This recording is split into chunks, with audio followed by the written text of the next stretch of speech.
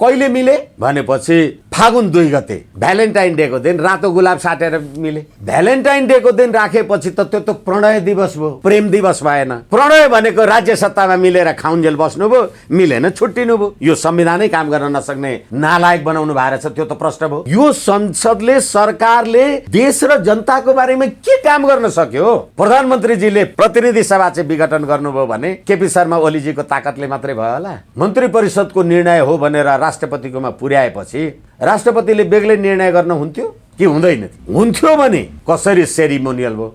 होइन भनेदेखि राष्ट्रपति कार्यालयको निर्णय मागेर अदालतले के भन्न खोजे? यो संविधान बमोजिम अगावै विघटन भएमा बाहेक प्रतिनिधि सभाको कार्यकाल 5 वर्षको हुन्छ। नेकपा एमाले र माओवादी त मिले, अग्निप्रसाद सापकोटा त सभामुक्त हुनुभयो, प्रधानमन्त्रीले बोलाएको संवैधानिक परिषदको बैठकमा जानुहुन्न। प्रतिनिधि सभामा प्रमुख प्रतिपक्षी दलको नेता शेरबहादुर देउवा पनि जानुहुन्न। अनि संवैधानिक परिषदहरुमा नियुक्ति हुँदैन। बिहान 11 बजेदेखि लिएर 2 बजीसम्म, 3:30 बजी भनेर त पम्फा भुसालले भने। 3:30 बजी भनिसकेपछि त अर्को कार्यदिन सुरु भयो। हाम्रो यही प्रतिनिधि सभा नियमावलीको नियम 16 ले प्रतिनिधि सभा विघटन भए पनि सभामुख विघटित हुँदैन भने सभामुखले अहिले किन संसदीय दलको बैठक नबोलाएको? अविश्वासको प्रस्ताव आएको थियो भने किन? प्रधानमन्त्रीले गरेको प्रतिनिधि सभाको विघटन उहाँहरूले स्वीकार गर्नुभयो कि भएन त? अविश्वासको प्रस्तावको रूपमा कहिले पार्लियामेन्टमा संविधानको धारा 100 को उपधारा 4 बमोजिम खोइ प्रस्ताव? यदि मलाई अविश्वासको प्रस्ताव देखाइएको रहेन रहेछ भने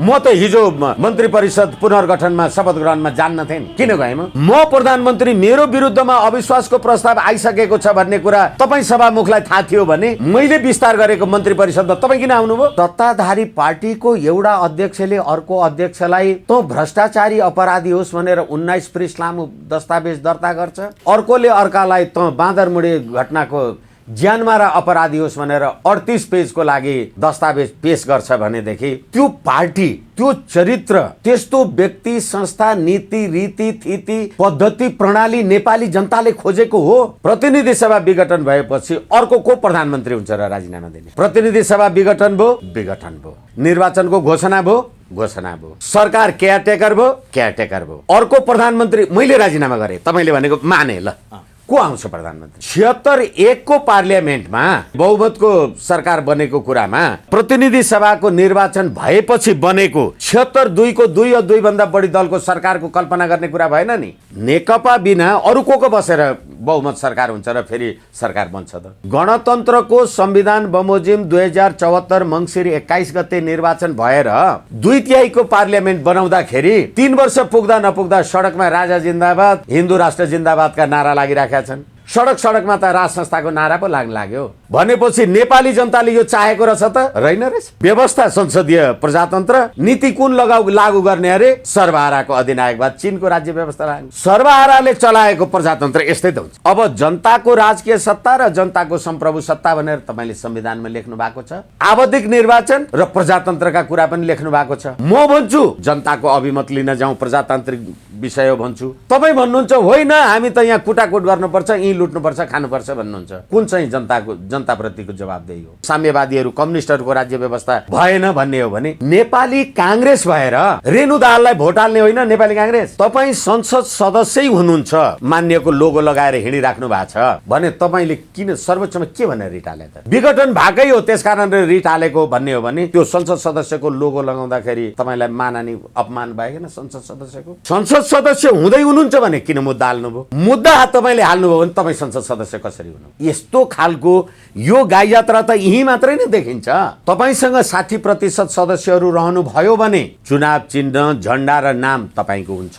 मसँग 40% रह्यो भने मैले बेग्लै दल दर्ता गर्नुपर्छ। निर्वाचन आयोगमा दर्ता हुँदाका बखत, हामी नेकपा भएर जाँदाका बखत सदस्यहरू मध्येबाट 40-60 को कुरा गर्ने। पुस 5 गतेसम्मको लागि म पुष्पकमल दाहाल नेकपा माओवादीको अध्यक्षै छु। तपाईँ केपी शर्मा ओली एमालेको अध्यक्षै हुनुहुन्छ। मेरा मान्छे पनि मन्त्री छन्, तपाईका मान्छे पनि मन्त्री छन्। यो दुईटा पार्टी एक ठाउँ बसेको मात्रै हो, पार्टी एउटा भएको होइन। संवैधानिक परिषदमा प्रधान न्यायाधीश सदस्य हुनुहुन्छ र उहाँ समेत बसेर गरेको नियुक्ति हो यो अहिले अख्तियार आदि इत्यादिको कुरा। अनि त्यही प्रधान न्यायाधीशले यो गतिविधि असंवैधानिक हो भन्न सक्नु होला? को चाहिँ चोखो देखियो? जहाँ राष्ट्रिय झण्डा डढ्न थालेको छ, यो राज्य प्रणाली नै नेपाली जनतालाई किन चाहियो? प्रचण्ड र माधव कुमार नेपालको फाइल खुल्छ। फाइल सबैको खुल्नुपर्छ।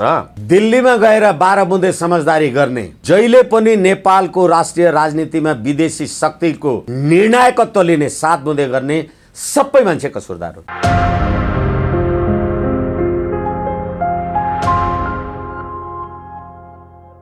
आदरणीय दर्शक महानुभाव नमस्कार। तपाईँ यति बेला हेरिदिनुहुन्छ pnpखबर.com र साथमा म रोशन घार्ती उपस्थित भएको छु। पछिल्लो समयको राजनीतिक घटनाक्रमको विषयमा कुराकानी गर्नको लागि आज हामीसँग वरिष्ठ अधिवक्ता विष्णु भट्टराईजी हुनुहुन्छ। नमस्कार, स्वागत छ।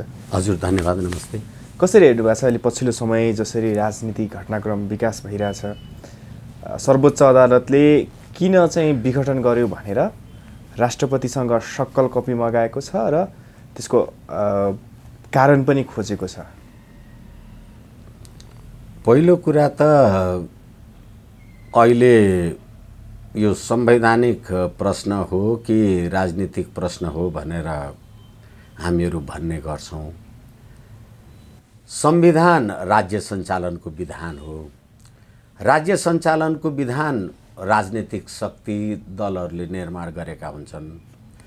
त्यसैले यसलाई राजनीति र संवैधानिक भनेर छुट्याउनलाई असजिलो हुन्छ भन्ने पहिलो निवेदन। र अर्को कुरा, यो मैले पनि बुझ्या छैन, अहिले यो जसले यो संविधान बनायौँ भनेका छन्, मैले धेरैचोटि भनेको छु म यो राज्य व्यवस्थाको पक्षधर मानिस होइन।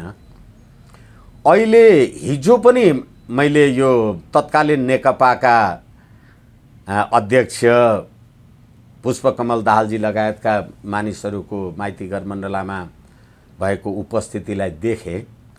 सबै मानिसहरूले संसद सदस्य अथवा प्रतिनिधि सभा सदस्य भएका साथीहरूले प्रतिनिधि सभाको लोगो राख्नु भएको थियो। म निवेदन गर्दैछु। अनि तिनै मानिसहरू प्रधानमन्त्री केपी शर्मा ओलीजीले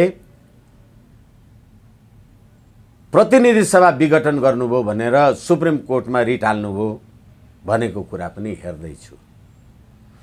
प्रतिनिधि सभा विघटन भएको हो भने तपाईँ प्रतिनिधि सभाको सदस्य होइन, किन त्यो लोगो लगाउनु भयो? लोगो लगाएर तपाईँ प्रतिनिधि सभा सदस्य हो भने प्रतिनिधि सभा विघटन भयो भनेर किन सर्वोच्चमा रिट हाल्नु?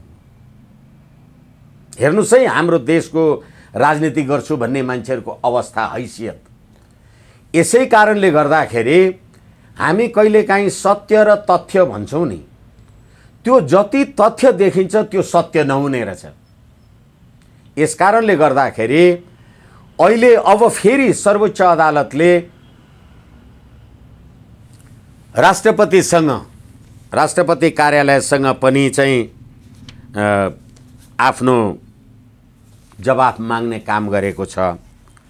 र संविधानको धारा 66 को उपधारा 2 ले अब अहिले यही संवैधानिक वाद विवाद चलेका छन्, त्यो कुरा म पढेर निवेदन गर्छु।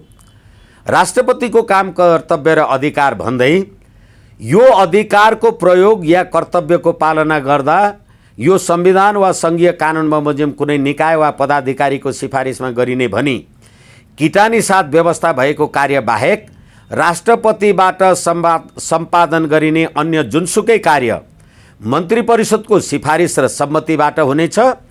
त्यस्तो सिफारिस र सम्मति प्रधानमन्त्री मार्फत पेश हुन्छ भनेपछि प्रतिनिधि सभाको विघटन गर्ने काम मन्त्री परिषदबाट भयो र त्यो मन्त्री परिषदको निर्णयलाई प्रधानमन्त्रीजीले सम्मानित राष्ट्रपतिजीकोमा पुर्याउनु भयो र राष्ट्रपतिजीले त्यसलाई अनुमोदन गर्नुभयो भनेपछि अब सर्वोच्च अदालतले राष्ट्रपति कार्यालयको निर्णय माग्छ भने र राष्ट्रपतिले प्रतिनिधि सभा विघटन गर्ने र नगर्ने कुराको निर्णय गर्न पाउनुहुन्छ भने के यो देशको राष्ट्रपति कार्यकारी हो? अथवा के प्रधानमन्त्रीले गरेको सिफारिस राष्ट्रपतिले होइन भन्न पाउँथ्यो? किनभने संविधानको धारा 66(2) मैले निवेदन गरेँ भनेदेखि सर्वोच्च अदालतले हिजो गरेको आदेशले कार्यकारी राष्ट्रपति पनि भने हो कि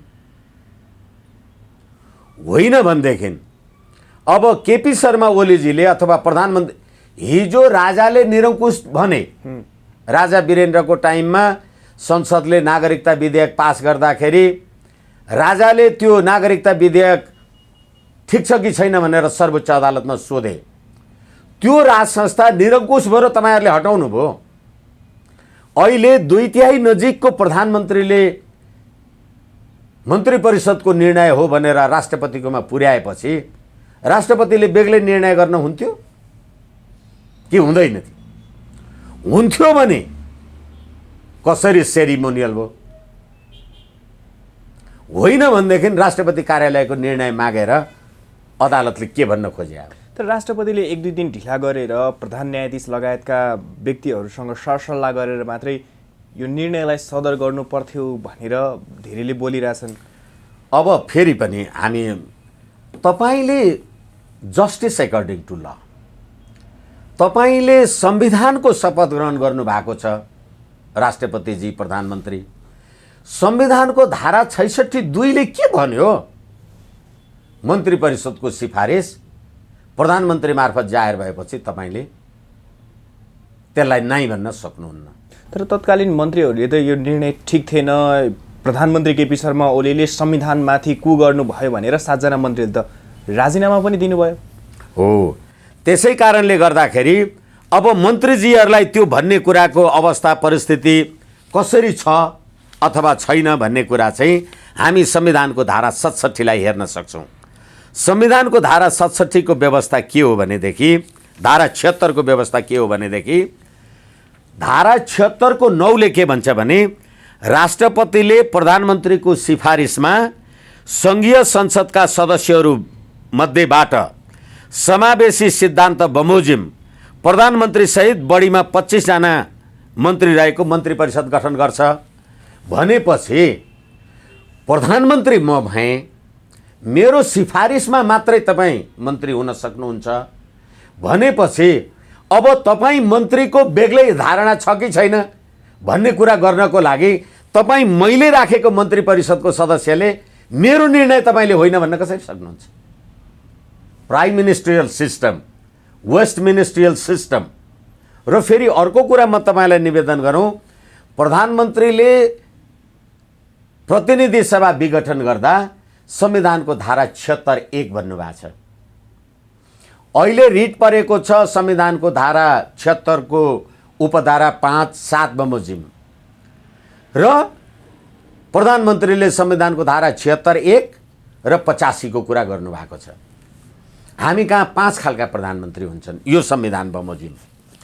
पहिलो कुरा संविधानको धारा 76(1) बमोजिम प्रतिनिधि सभामा बहुमत प्राप्त संसदीय दलको नेतालाई राष्ट्रपतिले प्रधानमन्त्रीमा नियुक्ति गर्नुपर्छ मैले निवेदन गर्दैछु।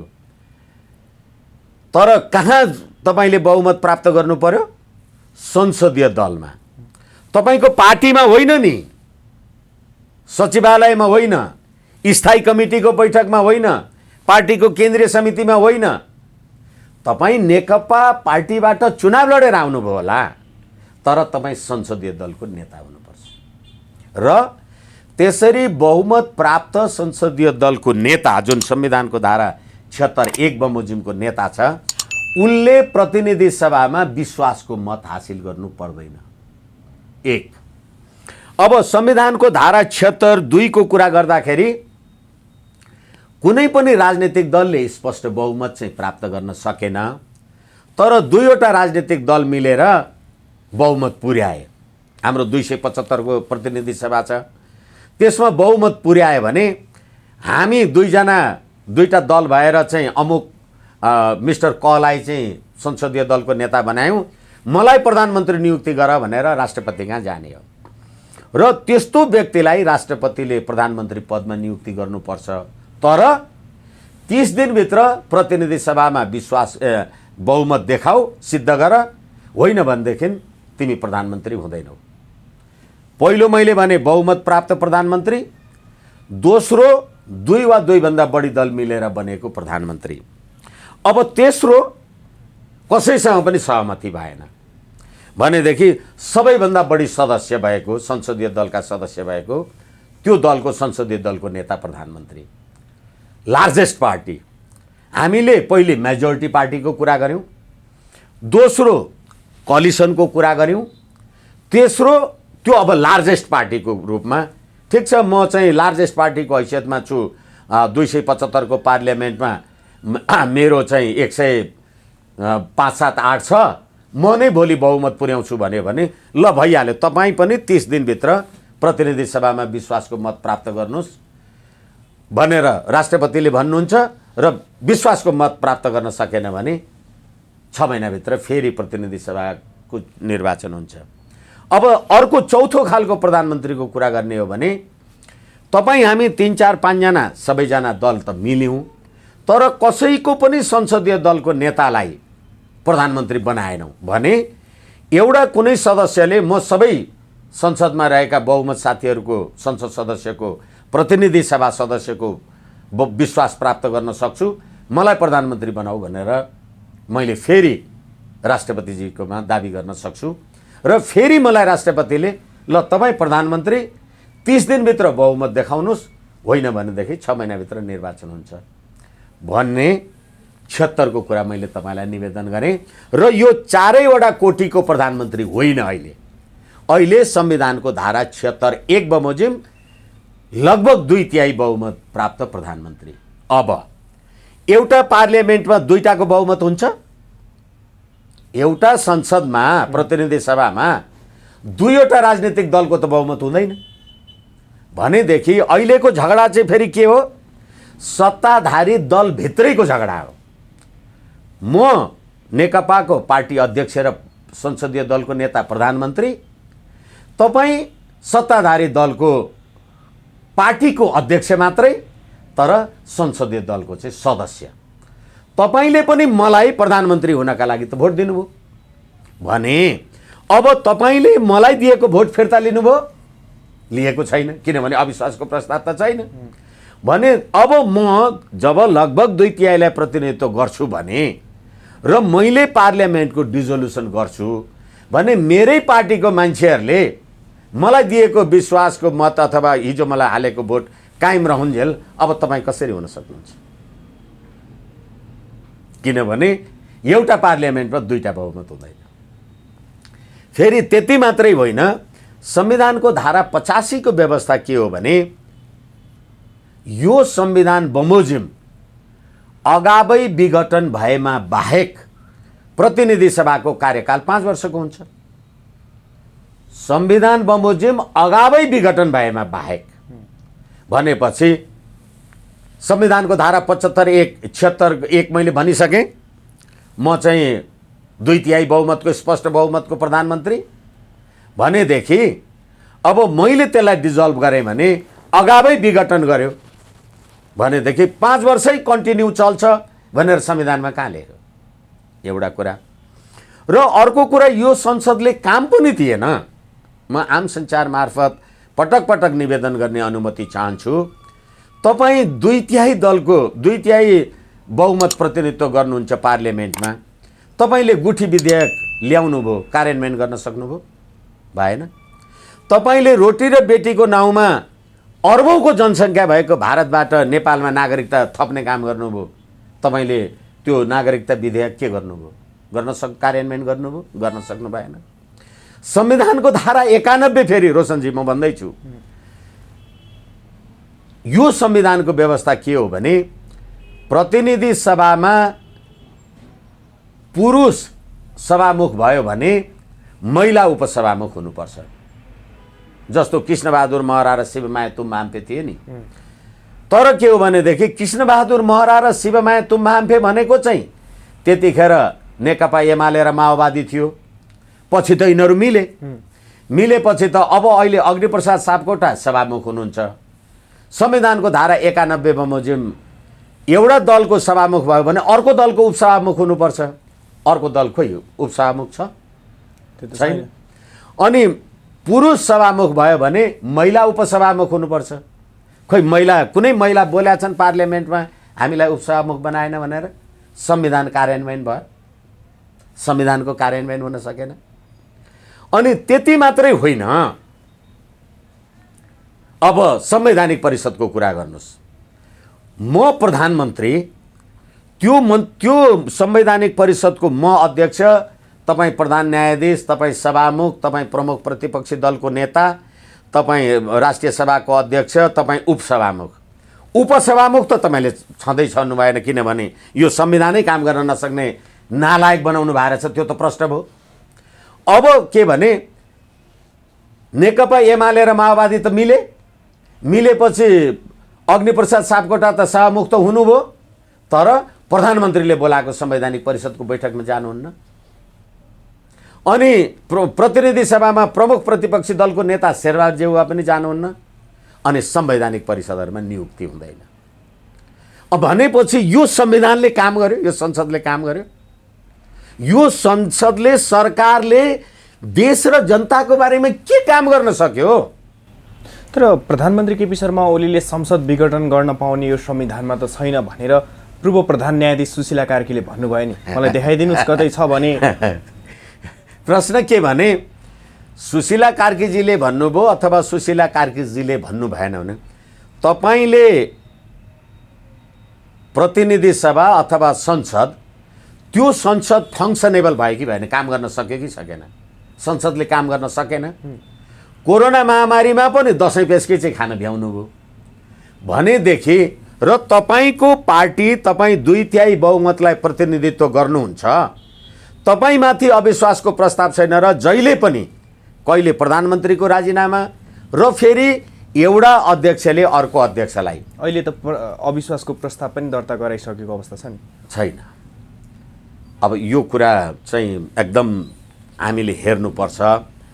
यो प्रतिनिधि सभा नियमावली संसद सदस्यहरूले, मान्य सदस्यहरूले बनाउनु भएको, उहाँहरूलाई म यो पढ्न चाहिँ निवेदन गर्छु पिएनपी आम सञ्चार मार्फत। यसको दफा 16ले के भन्छ भने संसदको कार्यदिन भनेको बिहान 11:30 बजीदेखि लिएर दिउँसो 2 बजीसम्म। र यो प्रतिनिधि सभा नियमावलीको दफा 16ले, नियम 16ले त्यस्तो कुनै सूचना तपाईँले संसद सचिवालयमा दिनुपर्छ। संसद सचिवालयमा दिएपछि महासचिव अथवा सचिवले पाएपछि अनि सभामुखलाई त्यो सूचना पुर्याउनु पर्छ। सभामुखलाई त्यो सूचना पुर्याइसकेपछि मात्रै सभामुखले कार्यसूचीमा राखेपछि प्रस्ताव हुन्छ। हेर्नुहोस् है, सूचना हुनु र प्रस्ताव हुनु फरक हो। र सभामुखलाई तपाईँले कहिले प्रस्ताव दिनुभयो? किनभने संविधानको धारा 100 को उपधारा 4ले 25% सदस्यहरूले अविश्वासको प्रस्तावको लागि सभामुखलाई दिनु पर्यो भने त्यो कहिले दिनु पर्थ्यो? बिहान 11 बजीदेखि लिएर 2 बजीसम्म। तर के हो भनेदेखि यहाँ 3:30 बजी भनेर त पम्फा भुसालले भनिन्। 3:30 बजी भनिसकेपछि त अर्को कार्यदिन सुरु भयो। हाम्रो यही प्रतिनिधि सभा नियमावलीको नियम 16ले प्रतिनिधि सभा विघटन भए पनि सभामुख विघटित हुँदैन भने सभामुखले अहिले किन संसदीय दलको बैठक नबोलाएको? अविश्वासको प्रस्ताव आएको थियो भने किन नबोला? ल, मैले त जालझेल गरेछु, तपाईँले किन नबोला? भनेपछि प्रतिनिधि सभा विघटन भए पनि सभामुखको पद चाहिँ यथास्थितिमा रहिरहन्छ। अर्को चुनाव नहुन्जेल रहिरहन्छ। त्यही भएर हिजो मन्त्रीमण्डल विस्तारको क्रममा पनि उहाँ जानुभयो शपथ खुवाउन। हो, यसकारणले गर्दाखेरि प्रधानमन्त्रीले गरेको प्रतिनिधि सभाको विघटन उहाँहरूले स्वीकार गर्नुभयो कि भएन त? सभामुख आएपछि अग्नि सापकोटाले गरे। यसै कारणले म तपाईँलाई निवेदन गरिराखेको छु, अविश्वासको प्रस्तावको रूपमा कहिले पार्लियामेन्टमा संविधानको धारा 100 को उपधारा 4 बमोजिम खोइ प्रस्ताव? एकछिनलाई मान्नुहोस्, तपाईँले भने जस्तो जालझेलै गरेर छ। जालझेल गरेको रहेछ भनेदेखि त मेरो सचिवालय, मेरो महासचिव, मेरो सचिव, त्यो अवस्थामा यदि मलाई अविश्वासको प्रस्ताव देखाइएको रहेन रहेछ भने म त हिजो मन्त्री परिषद पुनर्गठनमा शपथ ग्रहणमा जान्न थिएँ नि। किन गएँ म? किनभने प्रस्ताव आएकै थिएन। म प्रधानमन्त्री, मेरो विरुद्धमा अविश्वासको प्रस्ताव आइसकेको छ भन्ने कुरा तपाईँ सभामुखलाई थाहा थियो भने मैले विस्तार गरेको मन्त्री परिषदमा तपाईँ किन आउनुभयो? यस कारणले गर्दा जाल जेल आदि इत्यादि जे भनेको छ यो एउटा रुन्चे कुरा मात्रै। उसो भए विष्णु सर, यहाँको आशय चाहिँ प्रधानमन्त्रीको यो कदम चाहिँ गैर संवैधानिक हो भनेर जसरी पार्टीहरूले आरोप लगाइरहेका छन्, यो चाहिँ संवैधानिक हो भन्ने तपाईँको तर्क रह्यो? निश्चित रूपमा यो संवैधानिक पनि हो र यो राजनीतिक पनि हो। जुन संसदले नेपाली जनतालाई कुनै सुविधा डेलिभर गर्न सक्दैन, एउटा विधेयक पास गर्न सक्दैन र अहिले त दुःखका साथ निवेदन गर्नुपर्ने हुन्छ, सत्ताधारी पार्टीको एउटा अध्यक्षले अर्को अध्यक्षलाई त भ्रष्टाचारी अपराधी होस् भनेर 19 पृष्ठ लामो दस्तावेज दर्ता गर्छ, अर्कोले अर्कालाई त बाँदरमुढे घटनाको ज्यानमारा अपराधी होस् भनेर 38 पेजको लागि दस्तावेज पेश गर्छ भनेदेखि त्यो पार्टी, त्यो चरित्र, त्यस्तो व्यक्ति, संस्था, नीति, रीति, थिति, पद्धति, प्रणाली नेपाली जनताले खोजेको हो? संविधानको प्रस्तावनामा तपाईहरुले के लेख्नुभयो भने हामीले 17,000 मान्छे मारेर गणतन्त्र ल्याएको भन्ने प्रचण्डजीहरूले के लेख्नुभयो भने आवधिक निर्वाचन, विधिको शासन। विधिको शासन कहाँ भयो? देश सम्पूर्ण रूपले भ्रष्टाचारमा निर्लिप्त छ। अहिले स्थानीय सरकारदेखि लिएर प्रदेश सरकारदेखि लिएर हेर्नुहुन्छ भने पार्लियामेन्टमा 14 जोडी लोग्नेर स्वास्नी बसेका छन्। अनि हिजो राजा महाराजा हुँदाखेरि संसदको राष्ट्रिय सभामा 2-4-5 जना मान्छे मनोनित गर्थे। अहिले समानुपातिकको नाउँबाट हेर्नुस् त देशभरिका जतिवटा पार्टी छन् अनि त्यो पार्टीका नेता अध्यक्ष भएको मान्छेले नेपाली जनताले भोट हालेर तपाईलाई पार्लियामेन्टमा पठाउने, उसलाई चाहिँ अब नेपाली जनता समानुपातिक कि समानुपातिक भएर अनि त्यहाँबाट यता श्रीमती पठाएको छ, उता कारिन्दा पठाएको छ, यता घुस खा, कतिवटा राजाहरूले पार्लियामेन्ट भरेको छ। जस्तो म यहाँ अलिकति अनि एकैछिन तपाईले अघि उठाउनु भएको प्रश्नलाई सम्बोधन गर्ने अनुमति पाऊँ। सभामुख प्रधानमन्त्रीले विस्तार फेरबदल गरेको मन्त्री परिषदको शपथ ग्रहण कार्यक्रममा संलग्न हुनुभयो भनेदेखि सभामुखकोमा अविश्वासको प्रस्ताव आएकै छैन। यसै कारणले गर्दा सभामुखले प्रतिनिधि सभामा संविधानको धारा 104 बमोजिम कुनै बैठक बोलाउने काम गर्नु भएन। यसैले प्रतिनिधि सभाको विघटन संवैधानिक छ। सम्माननीय प्रधानमन्त्री केपी शर्मा ओलीले मलाई पार्टीभित्रैबाट सरकार चलाउन असहयोग भयो, म सरकार चलाउन असक्षम भएँ भनेर उहाँले यो संसद विघटन गर्नुभयो। अब उहाँ प्रधानमन्त्री भइरहनु नैतिकताले दिन्छ कि दिँदैन, कानुनले दिन्छ कि दिँदैन, यो पनि प्रश्न पार्छ। एकैछिन, मलाई मेरो पार्टीभित्रैबाट सरकार चलाउनलाई अवरोध पैदा भयो भने म असक्षम भएँ भने होइन। अवरोध प्रधान, त्यो त असक्षमै भयो त। ठिक छ, आफ्नो तपाईको सपोजिसन त्यो होला। मलाई तपाईले मेरो पार्टीबाटै तपाईले काम गर्न दिनु भएन, ल तपाईले भने जस्तो असक्षमै सही भनेदेखि अर्को सक्षम को त? किनभने हामीले, म तपाईलाई जिम्मेवारीका साथ भन्न सक्छु, जतिखेर तत्कालीन राजा ज्ञानेन्द्रले प्रतिनिधि सभा विघटन गरेको, शेरबहादुर देउवाले गरेको विघटनलाई राजा ज्ञानेन्द्रले पुनर्स्थापित गरिदिए, त्यही आन्दोलनको बलमा तत्कालीन प्रतिनिधि सभाको पुनर्स्थापना भयो। अनि त्यो पुनर्स्थापना भइसकेपछि राजाको अधिकार प्रतिनिधि सभा घोषणा 2063 जेठ 4 गतेले प्रतिनिधि सभा घोषणाले राजाको अधिकारलाई सङ्कुचन गर्यो। त्यस विरुद्धमा हामीले रिट हाल्यौँ सुप्रिम कोर्टमा। राजाले बनाएको प्रतिनिधि सभाले राजाको अनुमति बिना यस्तो के गर्न सक्छ, पाउँछ भन्दा त्यतिखेर सुप्रिम कोर्टले के भन्यो भने पाइन्छ, किनभने डक्ट्रिन अफ नेसेसिटी, आवश्यकताको सिद्धान्त। किनभनेदेखि अब नेपाली जनताको यत्रो 62-63 को आन्दोलन भयो, 17,000 मान्छे मरिराखेका छन्, सडकमा नारा जुलुस लागिराखेका छ। संविधानमा के लेखेको छ मतलब भएन नि। संविधान त नेपाली जनताको इच्छा अनुसार लेखिने हो। त्यसकारण डक्ट्रिन अफ नेसेसिटी त्यो गरेको प्रतिनिधि सभा घोषणा ठिक छ भनेर हाम्रो सम्मानित सर्वोच्च अदालतले यो भन्यो। र मैले सुरुमा तपाईहरुसँग कुरा गर्दाखेरि विनम्रताका साथ निवेदन गरेँ, प्रधानमन्त्री केपी शर्मा ओली नैतिकताकै प्रश्न उठ्यो भनेदेखि अब प्रतिनिधि सभा विघटन भयो। प्रतिनिधि सभा विघटन भएपछि अर्को को प्रधानमन्त्री हुन्छ र राजीनामा दिने? होइन, तर विधिको शासन मान्ने हो भने त्यही संसदले प्रधानमन्त्री चुन्छ। प्रधानमन्त्री तपाईँ हुनुहोस् भनेर जनताले चुनेर त पठाएको होइन, किनभने हामी प्रत्यक्ष निर्वाचित प्रधानमन्त्री व्यवस्थामा छैनौँ। यो संसदीय व्यवस्थामा संसदले चुनेर पठाउने हो। अब उहाँले संसदप्रति नै उहाँ उत्तरदायी हुनु भएन, संसद उहाँले विघटन गरिसक्नु भयो भने त उहाँ कसरी प्रधानमन्त्री भइरहनु भयो त? हो, यसै कारणले गर्दाखेरि अब मलाई तपाईले प्रधानमन्त्रीबाट जसरी मलाई प्रधानमन्त्री बनाउनु भयो त्यसै गरेर तपाईले मलाई प्रधानमन्त्रीबाट हटाउनु पर्यो। तपाईले प्रधानमन्त्री हटाउनका लागि अविश्वासको प्रस्ताव ल्याउनु भयो, ल्याउनु भएन। प्रतिनिधि सभा विघटन भयो, विघटन भयो। अब अहिले 2078 वैशाख 17 र 27 निर्वाचनको घोषणा भयो, घोषणा भयो। सरकार केयरटेकर भयो, यो कन्फर्म भएन नि। अब केयरटेकर मात्रै भयो। सरकार केयरटेकर भयो, केयरटेकर भयो।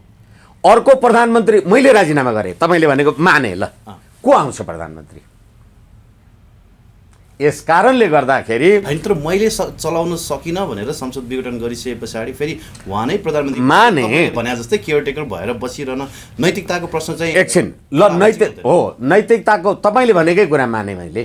ल नैतिकताकै आधारमा मैले राजीनामा दिएँ, को हुन्छ प्रधानमन्त्री? संसद सदस्य नभएको मान्छे प्रधानमन्त्री हुन्छ कि खिलराज रेग्मी भए जस्तो भन्न खोज्या हो तपाईँले?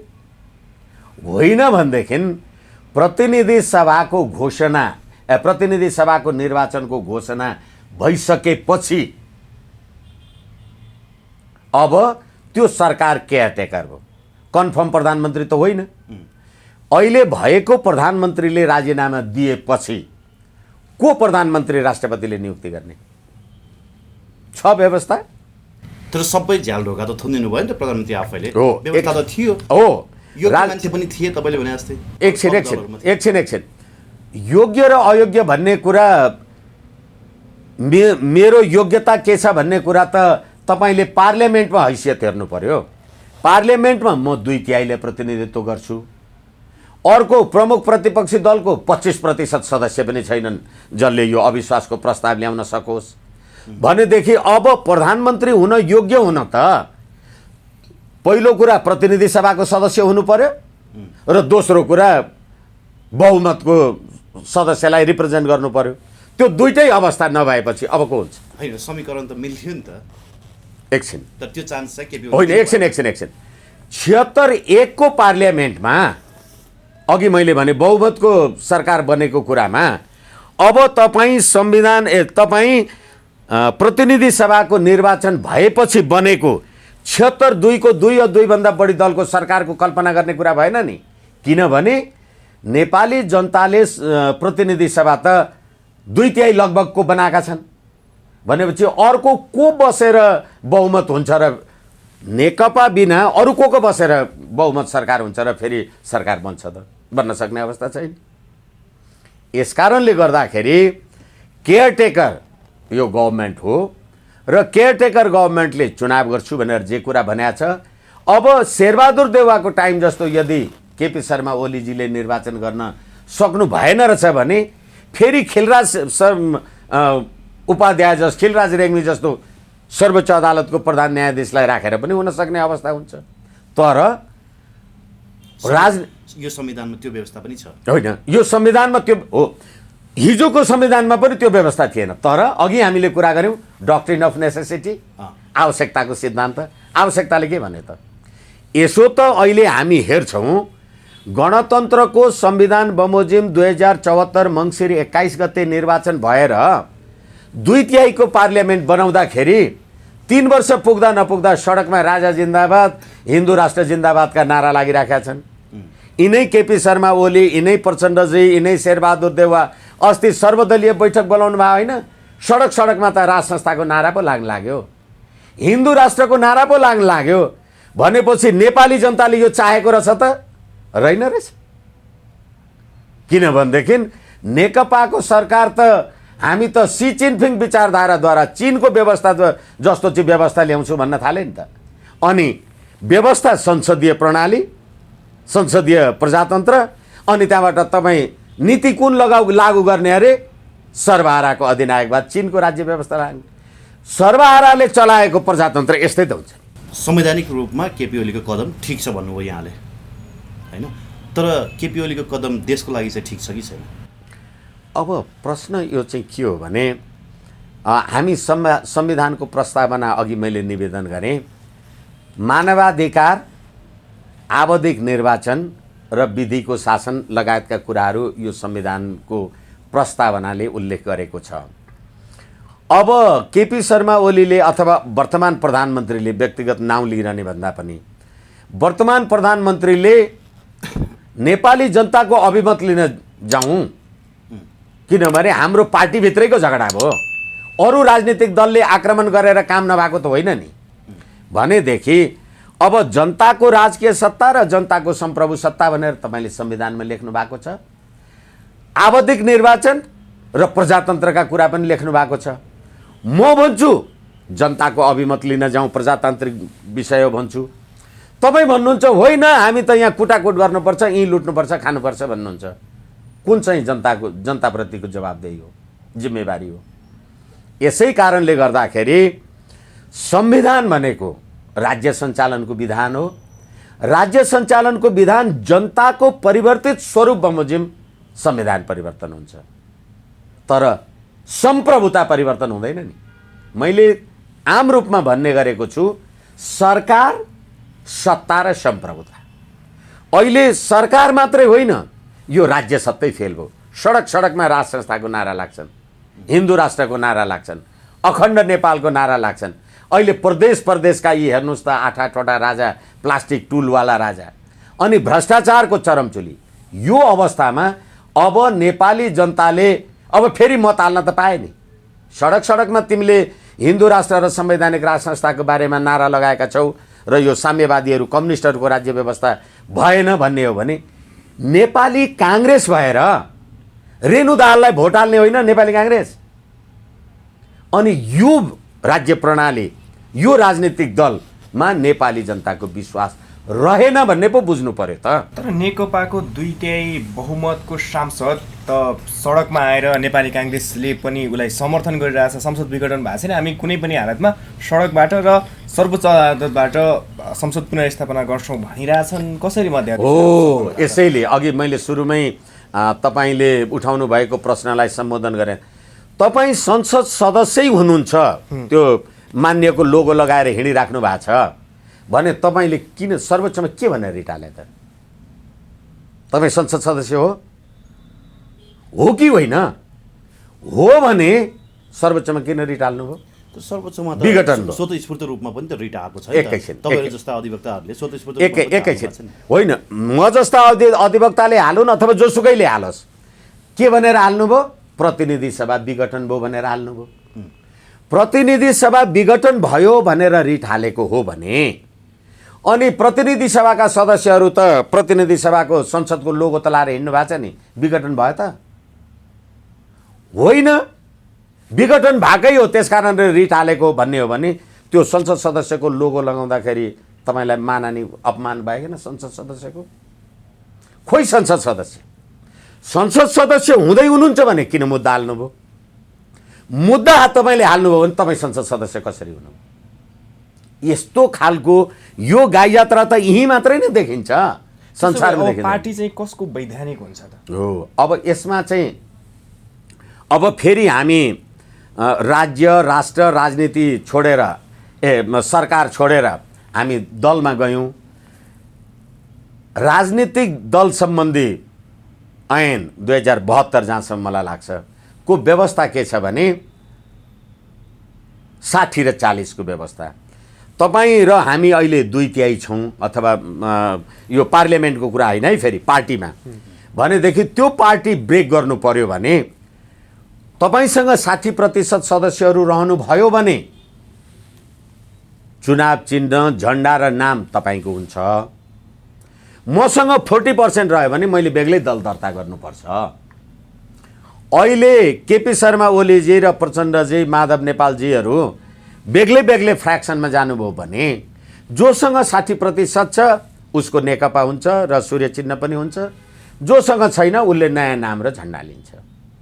त्यसो भए केपी शर्मा ओलीसँग जम्मा 32% छ, तर अध्यक्ष र महासचिव भएको हिसाबले उहाँहरूले आफ्नै पार्टी होस्, चुनाव चिन्ह पनि झन्डा पनि आफ्नै भनेर दाबी गरिरहनु भएको छ। होइन, दाबी त गर्न पाइहाल्यो कि अध्यक्ष महासचिव भनेको त जसरी जनताले भोट हालेर तपाईँलाई संसद सदस्य, संसदीय दलको नेता, मन्त्री बनाउँछन्, प्रधानमन्त्री, हाम्रो पार्टी भने त तपाईँ हाम्रो कुरा न हो। तपाईँले मलाई अध्यक्ष बनिदिनु भयो, मैले महामन्त्री भने, उसले के भन्यो त्यसको अर्थ छैन।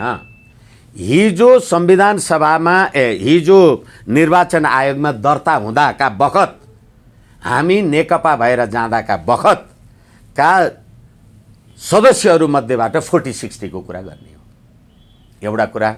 र अर्को कुरा मैले तपाईँसँगै कुरा गर्दा भनेको छु, यो कम्युनिस्टहरूको राज्य व्यवस्था, यिनीहरूले हामी दुईजना मिल्यौँ भने कहिले मिले भनेपछि फागुन 2 गते भ्यालेन्टाइन डेको दिन रातो गुलाब साटेर मिले। भ्यालेन्टाइन डेको दिन राखेपछि त त्यो त प्रणय दिवस भयो, प्रेम दिवस भएन। प्रणय भनेको राज्य सत्तामा मिलेर खाउन्जेल बस्नुभयो, मिलेन छुट्टिनु भयो, त्यति मात्रै होइन। मैले तपाईँहरूसँगै भनेको छु, यो अहिलेको नेकपा भनेको हिजो अस्ति 5 गते भन्नुहोस् न, पुस 5 गतेसम्मको लागि, 4 गतेसम्मको लागि त के हो भने म पुष्पकमल दाहाल नेकपा माओवादीको अध्यक्षै छु, तपाईँ केपी शर्मा ओली एमालेको अध्यक्षै हुनुहुन्छ, मेरा मान्छे पनि मन्त्री छन्, तपाईँका मान्छे पनि मन्त्री छन्। यसै कारणले गर्दाखेरि यो दुईटा पार्टी एक ठाउँ बसेको मात्रै हो, पार्टी एउटा भएको होइन। मैले माओवादीको नाउँमा 17,000 मारेर माओवादी छोडिदिएँ, म कति कसुरदार होला? तपाईँ एमालेको नाउँबाट देश दुनियाँ सारा जनताले तपाईँलाई समर्थन गरे, तपाईँ प्रचण्डसँग खुट्टा ढोक्न जानुभयो, तपाईँले एमालेलाई कति धोका दिनुभयो होला? यसै कारणले राजनीति सम्भावनाको खेल हो, जे पनि हुन्छ। र सर्वहाराको अधिनायकवादका लागि प्रणय दिवसमा गरेको मेलमिलाप यस्तै भएको हो। तर अहिले संसद विघटन भएसँगै संवैधानिक आयोग अख्तियारमा चाहिँ प्रधानमन्त्री केपी शर्माले आफ्नो मान्छे राख्नुभयो। अब प्रचण्ड र माधव कुमार नेपालका फाइलहरू खुल्छन् भनेर अहिले सबैभन्दा बढी चर्चाको विषय बनिरहेछ, कसरी लिनुभएको छ? अब दुधले मुख पोलेको मान्छे मोही फुकेर पिउँछ। ललिता निवास प्रकरणमा विजय गजदारलाई मुद्दा लाग्यो, माधव नेपाललाई लाग्नु नपर्ने? अनि सत्यनिरूपण तथा मेलमिलाप आयोगमा 60,000 उजुरी परेका छन् पुष्पकमल दाहालजी लगायत त्यतिखेर राजा ज्ञानेन्द्रको शासन व्यवस्थामा बसेका मन्त्रीहरू समेतका विरुद्धमा। 14 वर्ष भयो, ती कसुरदारहरूलाई कारवाही हुनु नपर्ने? तपाईँले बृहत शान्ति सम्झौता 2063 मङ्सिर 5 गते गर्नुभयो, अनि बृहत शान्ति सम्झौता गरेको 14 वर्ष पछाडि तपाईँले ती जे जति हत्या र अपराध गरेर मुलुक लुट्नु भएको छ त्यसको छानबिन हुनु नपर्ने? फेरि म तपाईँलाई भनौँ, अघि हामीले कुरा गऱ्यौँ संवैधानिक परिषद, संवैधानिक परिषदमा प्रधान न्यायाधीश पनि सदस्य हुनुहुन्छ। संवैधानिक परिषदमा प्रधान न्यायाधीश सदस्य हुनुहुन्छ र उहाँ समेत बसेर गरेको नियुक्ति हो यो अहिले अख्तियार आदि इत्यादिको कुरा। अनि त्यही प्रधान न्यायाधीशले यो गतिविधि असंवैधानिक हो भन्न सक्नु होला? तर प्रधान न्यायाधीशमाथि पनि त प्रश्न चिन्ह खडा भइरहेछ हो। त्यसैले गर्दाखेरि कोही पनि यो, त्यसैले मैले सुरुमै भने यो राज्य प्रणाली र यो राज्य व्यवस्था आखिर को चाहिँ चोखो देखियो? जहाँ राष्ट्रिय झन्डा डढ्न थालेको छ, यो राज्य प्रणाली नै नेपाली जनतालाई किन चाहियो? प्रधान न्यायाधीश संवैधानिक परिषदमा बसेर मलाई अख्तियारमा नियुक्ति गर्नुभएको छ, अनि त्यो प्रधान न्यायाधीशलाई हिजो संवैधानिक परिषदले नियुक्ति गरिसकेपछि संसदीय सुनवाईमा त चोलेन्द्र शमशेर राणाज्यूले होइन म चाहिँ त्यो संसदका सुनवाई समितिका मान्छेहरूलाई चित्त बुझाएर आउनु भएको छ नि। अनि त्यही संसदीय सुनवाई समितिका संसद सदस्य भने त केपी ओली र प्रचण्डजीको पार्टीका संसद सदस्य होइनन्। अनि तिनीहरूको पक्ष र विपक्षमा अहिले प्रधान न्यायाधीशजीले के निर्णय गर्न सक्नु होला? यसै कारण यो राज्य प्रणाली, यो राज्य व्यवस्था नेपाली जनताको हितमा छैन भने हो। त्यसो भए प्रचण्ड र माधव कुमार नेपालको फाइल खुल्छ? फाइल सबैको खुल्नुपर्छ। कसुरदार चाहिँ राज्य सत्तामा, अनि पीडितहरू चाहिँ सडकमा त भएन नि। हिजो यहाँ हेर्दा मलाई पीडा लाग्यो। तपाईँ कम्युनिस्ट भएको मान्छे अर्बौंको गाडी मोटर चढेर आउनु भएको छ। उखु किसानहरू पुँजीवादी अरे, तिनीहरू चाहिँ आफ्नो उखुको पैसा नपाएर सडकमा रोइरहेका छ। त्यसलाई सम्बोधन गर्नुभयो। यसै कारणले गर्दाखेरि यो राज्य प्रणाली, राज्य व्यवस्था, एउटा सामन्त गोयल आउँदाखेरि तपाईँ बालुवाटारमा 2 बजी 3 बजी मध्यरातसम्म जे छलफल गतिविधि गर्नुभयो होला, उहाँहरू फर्केर गएको महिना 2 महिना भएको थिएन देशमा। के भयो?